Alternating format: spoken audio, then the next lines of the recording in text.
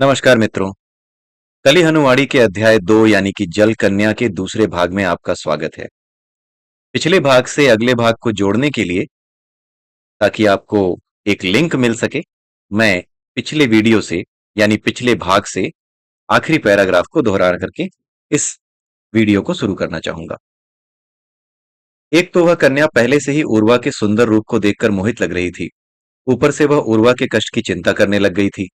उर्वा जानता था कि कन्या का उसके प्रति लगाव उसके पुनः मानव बनने की इच्छा को चूर चूर कर सकता था। हाँ, इससे उसकी वैकल्पिक इच्छा अर्थात कन्या को जल कन्या में बदलकर जल मानव के रूप में अपना वंश बढ़ाने की इच्छा पूर्ण करना सरल हो सकता था। वैकल्पिक इच्छा, क्या यही उसकी एकमात्र इच्छा नहीं थी? हाँ, उसको कन्या का आखेट करना था। उसे मानव संसार में पुनः नहीं जाना था। उसने निर्णय लिया कि वह कन्या को उसके लगाव में फंसने देगा ताकि उसका काम सरल हो सके। घर की स्मृतियां व्याकुल कर रही हैं। उर्वा ने बातचीत करते हुए उससे पूछा। कन्या ने कोई उत्तर नहीं दिया। उसकी आंखों में नमी आना इस बात का संकेत था कि उसके हृदय में हिम का कोई टीला पिघला था। अकेलापन भी तो हिम का टीला ही होता है। व्यक्ति को बाहर से कठोर बना देता है, परंतु भीतर से वह सदा रोने की कगार पर रहता है। उर्वा ने सहानुभूति जताते हुए कहा, मुझे पता है अकेलेपन की पीड़ा क्या होती है। मैं भी वर्षों से अपने घर से दूर हूं। अब उर्वा नाव के इतने समीप तैर रहा था कि जलयात्री कन्या को अपना सिर आगे निकालकर नीचे देखना पड़ रहा था। वह इतनी मोहित थी कि उसे अपनी गर्दन से ही गर्दन में हो रही पीड़ा का भी भान नहीं था। कहाँ? कन्या ने अपने सूखे मुख को गीला करते हुए पूछा। कहाँ है आपका घर? समुद्र पार, उर्वा ने उत्तर दिया। मुझे वहां जाने का रास्ता भी नहीं पता। मैं भटक गया हूं। मैं भी समुद्र मार्गों के बारे में अधिक नहीं जानती, किंतु मेरे मित्र कदाचित आपकी सहायता कर सकते हैं। आओ ऊपर आ जाओ, कन्या बोली। यही वह क्षण था जिसकी उर्वा को प्रतीक्षा थी। कन्या ने परोक्ष रूप से उसकी सहायता करने की इच्छा प्रकट कर दी थी। यदि वह उसे ऊपर उठाने में सफल हो जाती तो उर्वा पुनः मानव बन जाने वाला था। उर्वा ने अपने मन से जल मानवों के संसार के सारे विचार एक ओर कर दिए और तुरंत ऊपर की ओर कूदा। पहले प्रयास में वह नाव से टकराया, पुनः पानी में गिर गया, परंतु दूसरे प्रयास में वह नीचे वाली स्तंभकार को पकड़ने में सफल हो गया। उसकी नीचे उसकी देह का नीचे वाला भाग जो मछली का था, इस तरह फड़फड़ाने लगा जैसे कोई मछली कांटे में फंसने पर फड़फड़ाती है। उसकी देह का ऊपरी भाग नाव की स्तंभकर को कसकर पकड़े रहना चाहता था और निचला भाग समुद्र में जाना चाहता था। दोनों भाग के बीच इतना तनाव पैदा हो गया कि उसकी देह एक पत्र की तरह दो टुकड़ों में फट जाना चाहती थी। उसके मन में भी ऐसा तनाव उत्पन्न हो गया था कि उसका सिर फटा जा रहा था। मन का एक भाग उसे समुद्र पार स्थित अपने घर परिवार का स्मरण कराकर उसकी मानव में बदलने की इच्छा को आग दे रहा था। वहीं उसके मन का दूसरा भाग उसे अपने जल मानवों से बन गए सुदृढ़ रिश्तों का वास्ता देकर उस कन्या को जल कन्या में बदलने की इच्छा को बल दे रहा था। इस रस्साकसी में उसकी देह का निचला भाग सफल होता लग रहा था। उसकी देह का मानवीय भाग निचले भाग का भार नहीं उठा सका और स्तंभ कर से उसके हाथ छूट गए। वह जल यात्री कन्या जो अब तक सुन्न होकर उर्वा के संघर्ष को देख रही थी, चेत में आई और नीचे गिर रहे उर्वा की एक बाह पकड़ने में सफल हो गई। व्यक्ति के लिए एक छोटा सा जल का पात्र पकड़कर रखना कठिन हो जाता है। वह जलयात्री कन्या तो पूरे जलमानव को पकड़कर रखने की चेष्टा कर रही थी। स्वाभाविक रूप से वह असफल होने वाली थी। ऐसा करने की चेष्टा में उसने स्वयं को भी संकट में डाल दिया था। अब वह स्तंभ करके बाहरी ओर एक हाथ से लटकी हुई थी और न केवल स्वयं का अपितु उर्वा का बोझ भी उठा रही थी। उसका मस्तिष्क सही से काम कर रहा होता तो वह उर्वा को छोड़ देती और स्वयं को बचाती। उधर उर्वा के मन के किसी कोने में भी छीड़ सी ही सही एक इच्छा थी कि कन्या उसे छोड़ देगी, परंतु उसके मन का दूसरा कोना प्रसन्न था कि कैसे वह कन्या आसानी से उसके जाल में फंस गई थी। लगाव का खेल देखिए। उर्वा को बचाने के विचार से कन्या को इतना लगाव हो गया था कि उसने उर्वा को छोड़ा नहीं। जल मानवों के संविधान के अनुसार ऐसा करके कन्या ने यह संकेत दिया था कि वह उर्वा के साथ जाने को तैयार थी। उर्वा तो उसे सागर की गहराइयों में ले जाना चाहता था, अर्थात कन्या ने परोक्ष रूप से जलकन्या बनने के लिए अपनी अनुमति दे दी थी। फिर क्या था? उर्वा ने कर्मकांड पूरे किए और कन्या को जलकन्या में परिवर्तित करके उसे अपना वंशज बना लिया। अगले कई वर्षों तक उर्वा ने अपनी नई वंशज के पिता होने का सुख भोगा। पिता के सुख में प्रेम, संतोष और गर्व का मिश्रण होता है। इस मिश्रण का आनंद लेते लेते उसकी आयु बीत गई। समय बीता और वह दिन भी आ गया जब उसे अपने राज्य के लिए बलिदान होना था। मौत का उत्सव शुरू हो गया, जिसमें उसे जीवन जीवित ही एक विशाल राक्षसी मछली के मुख में प्रवेश करना था। अब उसकी देह का मानवीय भाग फड़फड़ाया, जबकि जल मानवीय भाग आने वाले संकट से अनजान था। उसकी देह के दोनों हिस्सों के बीच भयंकर तनाव शुरू हो गया। वह वहां से भागना चाहता था, किंतु उसको किसी ने पकड़ कर नहीं रखा हुआ था। वह भाग क्यों नहीं पा रहा था? भागना तो दूर, वह अपने मुख से एक चीख भी क्यों नहीं निकाल पा रहा था? वह इतना असहाय क्यों अनुभव कर रहा था? असहायपन अचानक समाप्त हो गया। उसको सुखद एहसास हुआ कि वह वास्तव में मौत के द्वार पर नहीं खड़ा था।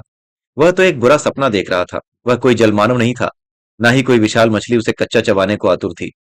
वह तो एक साधारण वह तो एक साधारण मानव था, जिसका नाम उर्वा था। वह अपनी झोपड़ी के भीतर सुरक्षित विश्राम कर रहा था। उसने चैन की गहरी सांस ली और पानी पीने के लिए खड़ा हो गया। बुरे सपने की भयावह स्मृतियां इतनी न्यूनतम थीं कि वह उसके पश्चात सो ही नहीं पाया। वह घुटने मोड़कर अपने बिस्तर में पड़ा रहा। उसने अपनी हथेलियां जोड़कर घुटनों के बीच फंसा रखी थी। उसकी श्वास न के बराबर चल रही थी। उसकी आंखें खुली थीं। ऐसा लग रहा था जैसे वह किसी राक्षस के साए में मरा होने का अभिनय कर रहा हो। जागृत अवस्था में भी स्वप्न लोक की वे राक्षसी मछलियां उसे अभी भी खतरनाक रूप से समीप लग रही थीं।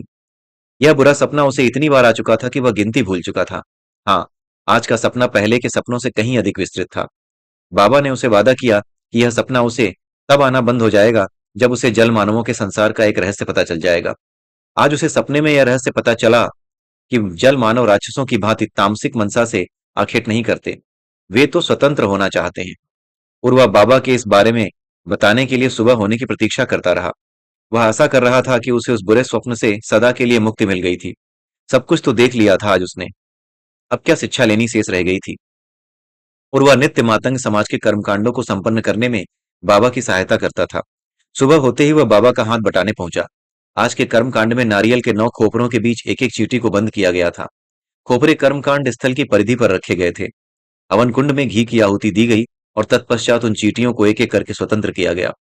चींटियां स्वतंत्र होकर जिस आड़े टेढ़े रास्ते में भागी, उस रास्ते को एक टहनी से उल्लेखित किया गया और तत्पश्चात उस रास्ते पर चला गया वह कर्मकांड आत्मा के नश्वर संसार में की जाने वाली बेतरतीब और गणित से न नापी जा सकने वाली यात्रा को दर्शाता था। उर्वा वार्ता शुरू करते हुए बोला, बाबा, मैं समुद्र के बीचों बीच एक चट्टान पर मृत्यु की प्रतीक्षा कर रहा था कि एक कन्या वहां उपस्थित हुई। मैं उसकी बातों में आ गया। उसके जाल में फंसने के पश्चात मुझे पता चला कि वह एक जल कन्या थी।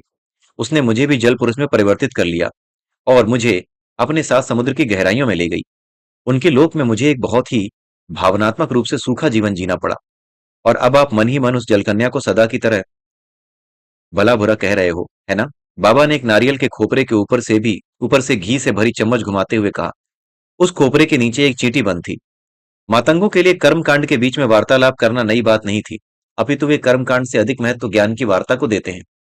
नहीं बाबा, यही तो मैं आपसे कहना चाहता हूँ। मेरे मन में अब उस जलकन्या के प्रति कोई द्वेष नहीं है, क्योंकि आज मुझे उस बुरे सपने का अगला भाग दिखाई दिया। उस भाग में भी मैं एक जल मानव के रूप में मानव कन्या का आखेट कर रहा था। तब मुझे जल मानवों के दृष्टिकोण से स्थिति को समझने का अवसर मिला। जल मानव तामसिक भाव से आखेट नहीं करते। वे आपको तभी जल मानव बनाते हैं जब आप परोक्ष अथवा अपरोक्ष रूप से उनके साथ जाने की इच्छा प्रकट कर देते हैं। जब मुझे जल पुरुष में बदल दिया गया, यदि मैं चाहता तो चट्टान से गिरने की बजाय उस जलकन्या का हाथ छोड़ सकता था। मुझे उससे लगाव हो गया था। मैंने उसका हाथ पकड़ रखा था, उसने मेरा नहीं। मैं अपनी त्रुटि के लिए जलकन्या को दोषी नहीं ठहरा सकता। यह सुनकर बाबा ने कर्मकांड छोड़कर तुरंत उर्वा की ओर आश्चर्य से देखा। जलकन्या के सपने के इस नए भाग का उर्वा को दिखाई देना इस बात का संकेत था कि वह मातंग मुखिया बनने के बहुत समीप पहुंच गया था। इसका अर्थ यह भी था कि हनुमान जी के आगमन का समय नजदीक था, या वे आ चुके थे। कदाचित कल पूर्वजों की चट्टान के ऊपर जो घटित हुआ, वह उनका वहम नहीं था। हनुमान जी न केवल आ चुके थे, उन्होंने बाबा के उत्तरदायित्व उर्वा को स्थानांतरित करने का कार्य शुरू भी कर दिया था। हनुमान जी आ चुके हैं। बाबा अपनी प्रसन्नता को शब्दों का रूप देने से नहीं रोक पाए। उनके सिर से पैर तक प्रसन्नता की मीठी लहरें दौड़ रही थीं। परंतु बाबा के शब्दों को सुनना तो दूर, उर्वा को उनके होठों में गति भी प्रतीत नहीं हुई। हनुमान जी अपने आगमन की सूचना को फैलने से क्यों रोक रहे थे? वे क्यों नहीं चाहते थे कि बाबा सभी मातंगों को सूचित करें और साथ में उत्सव मनाएं? बाबा ने इस बारे में अधिक सोचना उचित नहीं समझा। उन्होंने निष्कर्ष निकाल लिया कि उनका मस्तिष्क हनुमान जी की लीलाएं समझने के योग्य नहीं था। बाबा कर्म कांड को पुनः शुरू करते हुए बोले, पूरा सपना देख सकने की यह घटना बहुत महत्वपूर्ण है। उर्वा, उस बुरे सपने का रहस्य आपको शीघ्र ही समझ आ जाएगा। तो क्या मैं यह समझने के योग्य हो गया हूं कि जलकन्या का हमारे सामान्य जीवन से क्या संबंध है? हाँ, आपको कम से कम यह जानने की योग्यता तो मिल ही गई है। सामान्य जीवन में जलकन्या हमारे आसपास ही भटकती रहती है। यदि आज दिखेगी तो मैं आपको बताऊंगा और समझाऊंगा। उसे देखना बहुत सरल है। नारियल नारियल के खोपरों के ऊपर से घी की चम्मच घुमाने के पश्चात बाबा अग्निकुंड की ओर बढ़े जहां उसकी आहुति दी जानी थी। 1 घंटे के पश्चात सुबह का नाश्ता करके उर्वा, उसका परम मित्र धनुष, उसके चाचा बसंत और मातंग प्रमुख बाबा शहद की खोज में निकल पड़े। जैसे ही उन्होंने अपने डेरे की परिधि पार की, उन्हें 3 मनुष्य दिखाई दिए। वे जंगलवासी तो नहीं लग रहे थे, परंतु उन्होंने जंगलवासियों जैसा भेष बना लिया था। तीनों अलग अलग पत्थरों पर बैठे थे। ऐसा लग रहा था कि वे बहुत देर से मातंगों से मिलने की प्रतीक्षा कर रहे थे। देखो, वे रही 3 जल कन्याएं जो मेरा आखेट करना चाहती हैं। बाबा के शब्दों में क्रोध था। उन्होंने जानबूझकर अपनी दृष्टि नीची कर ली, ताकि उन्हें उन 3 बहरूपियों से दृष्टि न मिलानी पड़े। मुझे तो कोई जलकन्या दिखाई नहीं दे रही बाबा। मुझे तो वे 3 बाहरी समाज के जन लग रहे हैं, जो आपसे बात करना चाहते हैं।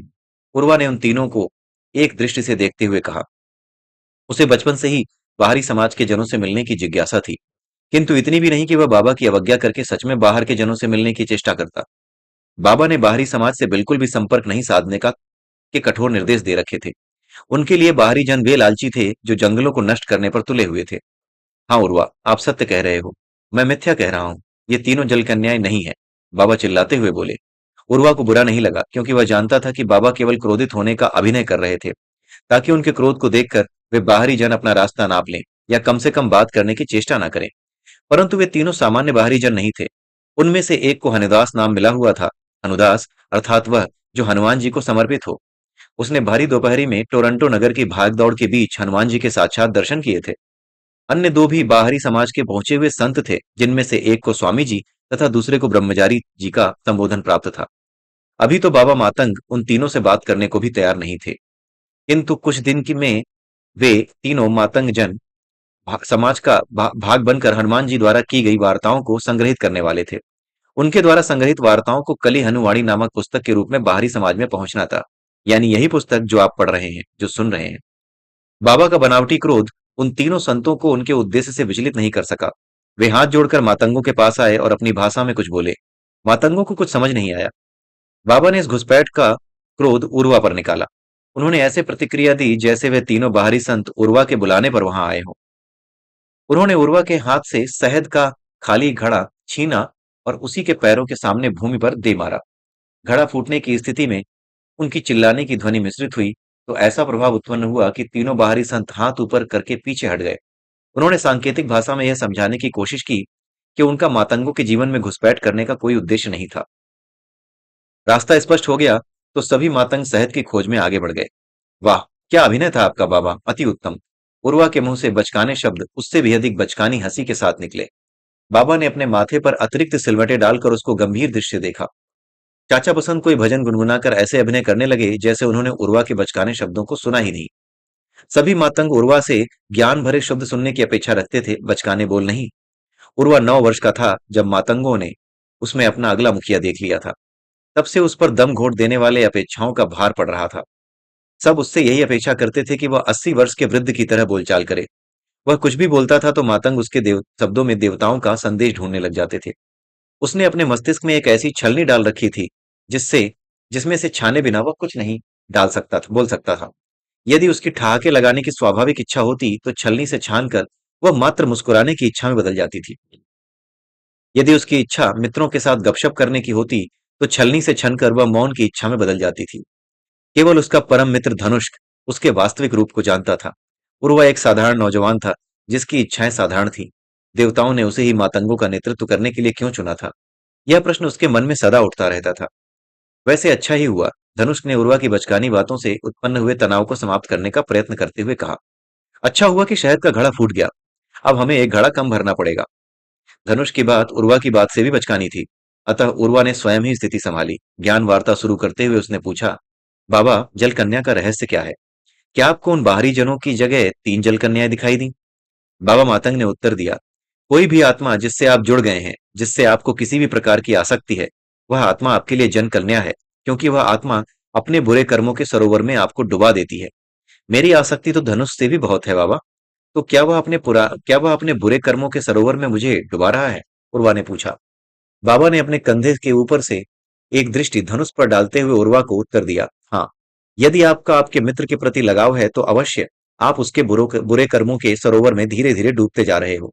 जब मैं आपका कहता हूं, तो मैं आपकी आत्मा की बात कर रहा हूं, उर्वा नाम के किरदार की नहीं। हाँ, आसक्ति बुरी चीज है। धनुष के खिसियाए हुए मुंह से शब्द निकले। वह यह जताना चाह रहा था कि बाबा के शब्दों से उसे कुछ बुरा नहीं लगा था। अंततः वह भी अपने मित्र को सता रहे बुरे सपनों का समाधान चाहता था। अरे धनु, थोड़ा सोचो, उर्वा बोला। यदि आसक्ति के कारण हमारी आत्माओं के बीच बुरे कर्मों का प्रवाह हो रहा है, तो वह प्रवाह दोनों ओर से होगा ना। अर्थात मेरी आत्मा के बुरे कर्म आपकी आत्मा की ओर भी तो प्रभावित होंगे ना। बाबा मातंग ने समझाया। यदि आप दोनों की एक दूसरे से आसक्ति है, तो अवश्य कर्म प्रवाह दोनों ओर से हो रहा है। अर्थात आप दोनों एक दूसरे के लिए जलकन्या हो। उर्वा बाबा की बात नहीं सुन रहा था। वह अपने मस्तिष्क में आसक्ति का गणित समझ रहा था। बोला, यदि आसक्ति से कर्मों का प्रवाह होता है तो केवल बुरे कर्मों का प्रवाह क्यों होगा? अच्छे कर्मों का प्रवाह भी तो होगा। जाने दो, आप अभी जलकन्या का रहस्य समझने के योग्य नहीं हुए हो। बाबा के शब्दों में चिड़चिड़ापन स्पष्ट झलक रहा था। हाँ बाबा, मैं तो तब योग्य बनूंगा जब ये बुरे सपने मुझे पूरा पागल कर देंगे। उर्वा ने कटाक्ष किया। किसी और पर तो उसका बल चल नहीं सकता था, इसलिए चलते चलते एक पेड़ की डाली से पत्ते तोड़कर उसने अपनी भड़ास निकाली। लंबे क्षण बीते। जंगल की ध्वनियों में उन मातंग पुरुषों ने अपना एक शब्द भी नहीं जोड़ा। हाँ, जब वह ऊंचाई चढ़ रहे थे तब बूढ़े बाबा के हांफने की ध्वनि अवश्य जंगल की अन्य ध्वनियों में मिश्रित हुई। उर्वा के मन में अचानक एक विचार आया। कहां से आया, इस बारे में सोचने की बजाय उसने तुरंत उसको प्रकट करना उचित समझा। बाबा, वह बोला, बाबा, मान लो कोई प्रसिद्ध संगीतकार अथवा गायक है। पूरे देश में उसको चाहने वाले हैं। उसके प्रशंसकों की उसके प्रति आसक्ति एक पक्षीय है। केवल प्रशंसक उससे व्यक्तिगत रूप से जुड़े हैं। वह प्रशंसकों से नहीं जुड़ा। अर्थात कर्मों का प्रवाह एक पक्षीय है। प्रशंसकों ने अपनी आत्मा के कपाट अपने चहेते संगीतकार के लिए खोल रखे हैं। संगीतकार की आत्मा जितना चाहे उतने बुरे कर्म अपने प्रशंसकों की आत्मा पर उड़ेल सकती है। परिणाम स्वरूप संगीतकार सुखमय जीवन व्यतीत करता है और प्रशंसक नित्य जीवन के दुख झेलते हैं। बहुत अच्छे। बाबा ने स्वर की कठोरता में कमी ना लाते हुए उर्वा की प्रशंसा की। यदि आप चाहो तो कुछ भी समझ सकते हो। बिल्कुल सही कहा आपने। यदि आप किसी से जुड़े हुए हो, यदि आपको किसी से भावनात्मक लगाव है, तो आपने उस जीव की आत्मा के लिए अपनी आत्मा के कपाट खोल दिए हैं। उस जीव की आत्मा अपने कर्म आप पर उड़ेल सकती है, और आत्मा का यह स्वभाव है कि वह बुरे कर्मों का त्याग करना चाहती है और अच्छे कर्मों को सहेजना चाहती है। किसी भी आत्मा को उसके कर्म आप पर उड़ेलने का अवसर दोगे, तो वह आत्मा स्वाभाविक रूप से बुरे कर्म ही आप पर उड़ेलेगी। यह कोई षड्यंत्र नहीं करती। जैसे पानी का स्वभाव है ढलान की ओर बहना, वैसे ही आत्मा का स्वभाव है बुरे कर्मों का त्याग करना। इसलिए हमें जलकन्या का उदाहरण ध्यान में रखना चाहिए। आप किसी भी आत्मा के साथ जुड़े हुए हो तो वह आत्मा आपके लिए जलकन्या है। वह जानबूझकर आपको बुरे कर्मों के सरोवर में नहीं डुबोना चाहती है। वह तो स्वयं स्वतंत्र होना चाहती है, इसलिए अपने बुरे कर्मों को उड़ेल रही है। जलकन्या की तुलना किसी संक्रामक रोग से ग्रस्त रोगी से भी की जा सकती है। कोई रोगी जानबूझकर अपने रोग से आपको संक्रमित नहीं करता। आप जैसे ही उसके संपर्क में आते हो, अपने आप ही संक्रमित हो जाते हो। इसलिए आपका मित्र धनुष जानबूझकर आपके ऊपर बुरे कर्म नहीं उड़ेल रहा है। यह सब अपने आप हो रहा है। इसलिए जलकन्या को दोष देना उचित नहीं है। दोष है आशक्ति का। धनुष का मुंह पीला पड़ गया। बाबा मातंग ने उसकी तुलना ऐसे संक्रामक रोगी से की थी जो मातंगों के होने वाले मुखिया उर्वा को संक्रमित कर रहा था। यद्यपि बाबा ने एक सामान्य बात कही थी, धनुष ने उसे अपने ऊपर ले लिया था। वार्ता का केंद्र बिंदु अपने ऊपर से हटाने की चेष्टा करते हुए उसने पूछा, परंतु बाबा, वह 3 बाहरी जनों से आपको कोई आसक्ति नहीं है, तो फिर वे आपके लिए जलकन्या कैसे हुए? वे आपके ऊपर अपने बुरे कर्म कैसे उड़ेल सकते हैं? उत्तर उर्वा ने दिया, अरे धनु, क्रोध भी आसक्ति का ही रूप है। आप यदि किसी पर क्रोध कर रहे हो तो इसका अर्थ है कि आप उससे भावनात्मक रूप से जुड़ गए हो। नकारात्मक भावना के साथ किसी से जुड़ना भी तो जुड़ना ही है। बिल्कुल सही कहा उर्वा। बाबा बोले, हर भावना आसक्ति का ही एक रूप है। भावनाएं 9 प्रकार की होती हैं। आनंद, उदासी, क्रोध, भय, दया, घिन, अपेक्षा, आश्चर्य और विश्वास। मैं फिर से रिपीट करना चाहूंगा। आनंद, उदासी, क्रोध, भय, घिन, अपेक्षा, आश्चर्य और विश्वास। जो आपको आनंद देते हैं, उनसे भी आपको आसक्ति है। जिनके कारण आप उदास हैं, उनसे भी आपको आसक्ति है। जो आपको क्रोधित करते हैं, उनसे भी आपको आसक्ति है। जिनसे आपको भय है, उनसे भी आपको आसक्ति है। जिन पर आपको दया आती है, उनसे भी आपको आसक्ति है। जिनसे आपको घिन आती है, उनसे भी आपको आसक्ति है। जिनसे आप कोई अपेक्षा रखते हैं, उनसे भी आपको आसक्ति है। जो आपको आश्चर्य में डालते हैं, उनसे भी आपको आसक्ति है। जिन पर आपको विश्वास है, उनसे भी आपको आसक्ति है। जो भी आप में किसी भी प्रकार की सकारात्मक अथवा नकारात्मक भावना उत्पन्न करते हैं, उनसे आपको आसक्ति है। उन सबको जल कन्या समझो। वे सब आपको बुरे कर्मों के समुद्र में डुबोते हैं। फिर तो हर कोई जल कन्या हुआ। धनुष ने चैन की श्वास लेते हुए कहा। जितनी अधिक आसक्ति उतना अधिक बुरे कर्मों का प्रवाह होता है, बाबा बोले। यद्यपि बाबा ने एक तथ्य बोला था, धनुष ने इसको भी अपने अपनी ओर उर्वा की मित्रता पर टिप्पणी समझ लिया। दूसरी ओर उर्वा अपने ही किसी गणित में व्यस्त था। जब उसके गणित से एक तथ्य सिद्ध हुआ, उसने तुरंत उसको व्यक्त किया। राजा को कोई प्रेम करता है राजा को कोई प्रेम करता है तो कोई घृणा, किंतु प्रेम तथा घृणा दोनों ही आसक्ति के रूप हैं। इसलिए आप चाहे राजा से प्रेम करो अथवा घृणा, आप अपनी आत्मा के द्वार खोल रहे हो, जिसके भीतर से राजा अपनी आत्मा के बुरे कर्म आप पर उड़ेल रहा है। रोचक तथ्य है ना? राजा अपने चाहने वालों और घृणा करने वालों दोनों से लाभान्वित होता है। कर्म का गणित राजा पर वैभव की वर्षा करता है और प्रजा बेचारी नित्य के जीवन में पिसती रहती है। इसका अर्थ है कि आपकी सांसारिक सफलता इस बात पर निर्भर करती है कि आप कितने जनों से अपने प्रति आसक्ति पैदा कर सकते हो। वह आसक्ति सकारात्मक हो अथवा नकारात्मक। समाज के अपराधी डर और आतंक फैलाकर समाज में अपने प्रति नकारात्मक आसक्ति पैदा करते हैं और धन दौलत में खेलते हैं। सज्जन सकारात्मक आसक्ति पैदा करके शांति और समृद्धि की ऊंचाइयां प्राप्त करते हैं। बाबा ने पूर्वा के वक्तव्य को थोड़ा सा बदला। ऐसा कोई सज्जन नहीं जो केवल सकारात्मक आसक्ति पैदा करे। राजा राम और योगेश्वर कृष्ण से भी कुछ जन घृणा करते थे। उनके राज्य के दुर्जन ही नहीं, कुछ सज्जन भी उनकी कार्यशैली और विचारधारा की आलोचना करते थे। बाबा और उर्वा का यह संवाद कहीं और जा रहा था। धनुष के मन में उसकी उर्वा के प्रति मित्रता के बारे में ही उथल पुथल चल रही थी। बाबा और उर्वा के संवाद के बीच अपनी आशंका मिटाने की चेष्टा में वह बोला, हाँ, मेरी और उर्वा की मित्रता गहरी है। हमारे बीच में बुरे कर्मों का प्रवाह नहीं, बाढ़ है, बाढ़। चाचा बसंत ने इस बातचीत में पहली बार अपना योगदान दिया। हो सकता है आपकी आत्माओं के बीच बनी नहर में ऐसा संतुलन बन रहा हो कि प्रवाह रुक गया हो। बाबा ने अनुशंसा की। हाँ, यह संभव है। जब दो आत्माओं के बीच आसक्ति होती है, तो उनके बीच का प्रवाह कई बातों पर निर्भर करता है। यहाँ पर हम केवल जलकन्या के रहस्य को समझने की चेष्टा कर रहे हैं। तो क्या यही है जलकन्या का रहस्य? उर्वा ने व्यंग्य पूर्वक कहा। क्या इसी रहस्य के लिए मुझे बचपन से उस बुरे सपने को झेलना पड़ रहा है? मैं किस पीड़ा से गुजरा हूं बता नहीं सकता। एक ही रात में जल मानवों के संसार में वर्षों बिताना, और जिसको आप रहस्य कह रहे हैं उसे कोई बच्चा भी समझ सकता है। तो फिर इस जलकन्या को इतनी महत्ता क्यों दी जा रही है? मेरी समझ से बाहर है। बाबा बोले, मातंग मुखिया बनने के पश्चात यह आवश्यक है कि आप जलकन्या को देख सको और पहचान सको, और उससे केवल आप अपने आप को ही नहीं अपितु अन्य मातंगों को भी बचा सको। यह सरल लगता है परंतु बहुत कठिन है। जलकन्या साधारण जनों और जंतुओं के पीछे छिपी होती है। जब तक आप उसे पहचान पाते हो देर हो चुकी होती है। सत्य कहूं तो मैं भी आज बहुत शक्तिहीन अनुभव कर रहा हूं। उन तीन घुसपैठियों के पीछे छिपी जलकन्या ने मुझे संक्रमित कर दिया लगता है। जब बाबा ने यह शब्द बोले, तब उनके मस्तिष्क में उन तीनों बाहरी जनों की तस्वीर उभरी, और उनके साथ ही बने क्रोध के कुछ बुलबुले, जो उन्होंने तुरंत फोड़ दिए। यह थोड़ा सा क्रोध इस बात को दर्शाता था कि उनका जल कन्या के विरुद्ध सुरक्षा कवच चीड़ पड़ गया था। वर्षों से मातंग मुखिया का असाधारण दायित्व निभा रहे बाबा को कल शाम से स्वयं के साधारण होने का आभास हो रहा था। जब से वे पूर्वजों की पहाड़ी पर से हनुमान जी के साक्षात दर्शन करके लौटे थे, उन्हें उस न्यासी की तरह अनुभव हो रहा था जिसके अधीन संपत्ति का स्वामी लौट आया। जलकन्या के विरुद्ध उनके सुरक्षा कवच में यह छीड़ता सामान्यतः उनको चौकन्ना कर रही थी, किंतु आज उन्हें कोई भय नहीं था, क्योंकि वे जानते थे कि यदि जलकन्या का आक्रमण हुआ तो हनुमान जी, जो वहां आसपास ही उपस्थित थे, स्थिति को संभाल लेंगे। तीन घुसपैठिए या उनके पीछे छिपी जलकन्या आपकी अधिक से अधिक क्या हानि कर सकती है, बाबा? उर्वा ने पूछा। उनके कारण आपको जो क्रोध हुआ, उससे अधिक क्या होगा? कुछ घंटे सिर में पीड़ा होगी, कुछ समय के लिए आपकी मानसिक शांति भंग होगी, और क्या होगा? देखो, आपके प्रश्न ने मेरी यह बात सिद्ध कर दी है कि आपको जलकन्या का रहस्य समझ में नहीं आया है। बाबा बोले, आप क्रोध से होने वाली हानि की बात कर रहे हो, और मैं बुरे कर्मों के संक्रमण से होने वाली हानि की। क्रोध या कोई भी भावना तो दो आत्माओं के बीच केवल नहर खोदती है। उस नहर से होकर जो बुरे कर्म प्रवाहित होते हैं, वास्तविक हानि उनसे होती है। घुसपैठियों द्वारा मुझसे बातचीत करने की चेष्टा की स्मृति मुझ में थोड़ा क्रोध पैदा कर सकती है। उस क्रोध से अधिक मेरी मानसिक शांति भंग हो सकती है, किंतु उस क्रोध के कारण उन तीनों के जो बुरे कर्म मेरी आत्मा पर चिपक गए, हानि तो उनसे होगी। क्या पता कौन कौन से बुरे कर्मों का संक्रमण मेरी आत्मा में हो गया हो। क्रोध से मेरी शांति भंग हो ना हो, उन संक्रमित हुए कर्मों का परिणाम मुझे अवश्य भोगना पड़ेगा। वह परिणाम तुरंत भी आ सकता है या कई वर्ष पश्चात भी।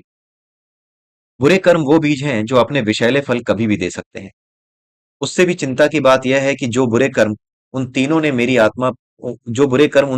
मेरी आत्मा पर आ चिपके हैं, वे मुझसे जुड़ी अन्य आत्माओं से भी चिपक सकते हैं। इसलिए हानि केवल व्यक्तिगत मेरी नहीं, अपितु पूरे समाज की होगी। इसलिए कहता हूं, जल कन्या को पहचान पाना और उससे रक्षा कर पाना एक मातंग मुखिया का सबसे बड़ा दायित्व है। बाबा कैसे विषैले फलों की बात कर रहे थे? उर्वा और धनुष के समझने के लिए अपनी कल्पना के घोड़े दौड़ाने लगे। चाचा बसंत ने बाबा को मंत्रणा दी। बाबा, यदि आप एक उदाहरण दें तो कुछ समझ में आए। बाबा बोले, मैं कोई भय पैदा नहीं करना चाहता, क्योंकि भय भी आसक्ति का ही रूप है। परंतु उदाहरण चाहते हो तो कल्पना करो कि मेरे या मुझसे जुड़े किसी जन के साथ कोई दुर्घटना घट जाती है। दुर्घटना? केवल इसलिए कि आप कुछ बाहरी जनों पर क्रोधित हुए, धनुष बोला। और आप तो क्रोधित हुए भी नहीं, आप तो क्रोधित होने का अभिनय कर रहे थे। अभिनय में कुछ वास्तविक क्रोध भी था तो उसका परिणाम दुर्घटना थोड़ी ही हो सकती है। बाबा बोले, मैं दोहराता हूं, क्रोध केवल नहर खोदता है। हानि उस नहर से बहने वाले बुरे कर्म करते हैं। हानि से बचने का कोई उपाय नहीं है क्या बाबा? चाचा बसंत ने पूछा। बसंत आयु में तो अपने भतीजों से बहुत बड़े थे, परंतु ज्ञान में उनके बराबर ही थे, क्योंकि जब 41 वर्ष पहले गुरु हनुमान मातंग कबीले में आए थे, तब बसंत एक बालक थे और ज्ञान प्राप्त करने के योग्य नहीं थे। धनुष्क ने विचार रखा। हानि तो कम कर ही सकते हैं, और कर भी रहे हैं। इन मातंग जन हम मातंग जन बाहरी जनों से तो संपर्क में रहते ही हैं। न ही उनसे किसी प्रकार का लगाव रखते हैं। हम मातंग जन बाहरी जनों के संपर्क में तो रहते नहीं हैं, न ही उनसे किसी प्रकार का लगाव रखते हैं। इसलिए बाहरी जनों के बुरे कर्म तो हमें संक्रमित करने से रहे। हमारी आसक्ति आपस में ही होती है। हम मातंगों के खाते में वैसे भी अधिक बुरे कर्म तो है नहीं, तो हानि कहां से पहुंचाएंगे? यदि बुरे कर्म हैं, तो भी हमारी आत्माओं के बीच बनी आसक्ति की नहरों में ऐसा संतुलन बन गया होगा कि अब कोई प्रवाह नहीं होता होगा। इसलिए हमें बाहरी जनों से संपर्क न बनाने की परंपरा को बनाए रखना चाहिए।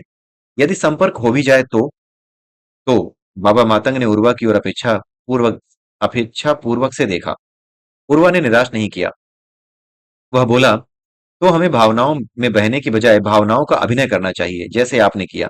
आप क्रोधित नहीं थे, अभिनय कर रहे थे। ऐसा केवल बाहरी जनों के साथ नहीं, हमें आपस में भी करना चाहिए। ज्ञानी मातंग सभी भावनाओं अर्थात आसक्ति के सभी नौ रूपों से बचकर रहते हैं। हमारे लिए जीवन एक अभिनय है। इस विशाल नाटक जिसे माया कहते हैं में हम अभिनय मात्र करते हैं। सच्ची भावनाएं ही हमें सच्चा व्यक्ति बनाती हैं। दिखावटी भावनाएं तो दुष्टों की पहचान है। तो दिखावटी भावनाएं तो दुष्टों की पहचान है, जो अपना काम निकालने के लिए दिखाते कुछ हैं और अनुभव कुछ और करते कुछ हैं। धनुष उर्वा को संबोधित करते हुए बोला। उर्वा ने उसे समझाया, माया के जाल में फंसे जनों द्वारा भावनाओं का आडंबर करना अलग बात है, और माया के जाल को समझकर भावनाओं और जीवन को अभिनय मानकर जीना अलग बात है। जिस समय मेरे मन में एक सच्ची भावना होती है, उसी समय मेरी आत्मा में यह जागृति भी रह सकती है कि भावना माया के महानाटक का भाग मात्र है। भावना और जागृति में कोई विरोधाभास नहीं है, दोनों साथ साथ हो सकती हैं। यह जागृति ज्ञान के साथ आती है, वह महाज्ञान जो हमारे इष्ट देव एवं गुरु हनुमान जी हर 41 वर्ष पश्चात देते हैं। बाबा ने कहा। बसंत की आंखों में दशकों की प्रतीक्षा सूखेपन के रूप में प्रदर्शित हुई। अपने भतीजों को संबोधित करते हुए बोले, जब 41 वर्ष पहले हनुमान जी आए थे, तब मैं बालक था। मैं ज्ञान पाने के योग्य नहीं था, और आप दोनों तो पैदा भी नहीं हुए थे। मैंने और मेरी आयु के मातंगों ने बहुत लंबी प्रतीक्षा की है। चाचा बसंत तथा उनके भतीजों को तनिक भी भान नहीं था कि हनुमान जी मातंगों से मिलने पुनः आ पहुंचे थे। जिन्हें ब्रह्म ज्ञान प्राप्त होता है, उन्हें ब्रह्मजन कहा जाता है। बाबा बोले, ब्रह्मजन भी सुख का अनुभव करते हैं, किंतु इस जागृति के साथ कि वे इस माया के महानाटक में एक किरदार मात्र हैं। ब्रह्मजन भी दुख का अनुभव करते हैं, परंतु इस जागृति के साथ कि वे इस माया के महानाटक में। हाँ बाबा, समझ में आ गया। उर्वा बीच में टोकते हुए बोला, समझ में आ गया कि यदि हम भावनाओं को इस जागृति के साथ अनुभव करें कि हम आत्मा हैं और विभिन्न किरदारों को जी रहे हैं, तो हम जलकन्या से सुरक्षित रहते हैं। बातचीत क्या है? यदि हम आंखें बंद करके बातचीत करें तो पता चलेगा कि बातचीत क्या होती है। हमें कुछ स्वर सुनाई देता है, हम उन स्वरों पर अपनी प्रतिक्रिया देते हैं। इसी का नाम बातचीत है। अब मान लीजिए कि आपकी नाक में कोई गंध पहुंचे और आप उस पर प्रतिक्रिया दें, तो उसे क्या कहा जाएगा? पूर्वा, धनुष, बसंत और बाबा मातंग के बीच हो रही बातचीत ने तब नया मोड़ ले लिया, जब एक दुर्गंध उनकी नाक तक पहुंची। उस पर प्रतिक्रिया देते हुए वे गंध के स्रोत तक पहुंचे। उन्होंने देखा कि एक कुत्ता एक झाड़ी के पास पड़ा था। दुर्गंध से तो ऐसे ही लग रहा था कि वह मरा हुआ होगा। पता चला कि उसकी पूरी देह में कीड़े पड़े हुए थे। तुरंत उल्टी करा दे सकने वाली भयानक दुर्गंध के कारण वे मातंग जन कुत्ते के समीप बैठकर उसकी जांच तो नहीं कर सकते थे, किंतु बाबा की अनुभवी आंखों ने पता लगा लिया था कि उसमें जान शेष थी। अन्य तीन मातंगों को तो वहां पर जीवन नहीं, अपितु भिनभिनाती मक्खियों के बीच पड़ा एक मांस का लोथड़ा ही दिखाई दिया। इसके आगे की कथा हम अगले वीडियो में देखेंगे। आज इस दूसरे भाग में यहीं तक रहने देते हैं। अगले वीडियो तक इंतजार कीजिए। तब तक के लिए जय सिया राम, जय श्री कृष्णा, जय श्री राधे।